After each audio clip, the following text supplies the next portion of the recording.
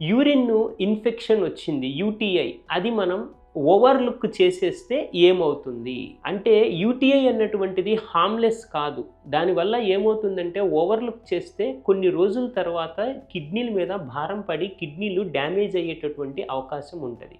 UTI వచ్చినప్పుడు ఏమవుతుందంటే, అంటే యూరినరీ ట్రాక్ ఇన్ఫెక్షన్ వచ్చినప్పుడు ఎక్కువసార్లు మూత్రానికి వెళ్ళాల్సి రావటము, యూరిన్ మంట రావటము, యూరిన్ పోస్తున్నప్పుడు కొన్నిసార్లు రక్తం పట్టము, కొన్నిసార్లు క్లౌడీ యూరిన్, ఫోమీ యూరిన్ లాగా రావటము, దీంతోపాటు జ్వరం రావటం, ఇట్లాంటివి వచ్చినప్పుడు ఆ యూరినరీ ట్రాక్ ఇన్ఫెక్షన్కి ట్రీట్మెంట్ తీసుకోవాలి. ఈ సిమ్టమ్స్ వచ్చిందంటే కిడ్నీల మీద యూరినరీ ట్రాక్ ఇన్ఫెక్షన్ వల్ల భారం పడింది అని మనం అర్థం చేసుకోవచ్చు. సో ఇలాంటి సమయంలో ఏం చేయాలంటే, యూటీఐ వచ్చిన దాన్ని కరెక్ట్గా ట్రీట్మెంట్ తీసుకొని ఎర్లీగా చేసుకుంటే ఫర్దర్ కాంప్లికేట్ అవ్వకుండా ఉంటుంది. చిన్నగా ఉన్న సమస్యని పెద్దదానిగా అవ్వకముందే మనం ట్రీట్మెంట్ తీసుకుంటే పెద్దది అవ్వకుండా ఉంటుంది. అంటే చిన్న చిరుగుని పెద్ద చిరుగు అవ్వకుండా ఉంటుంది.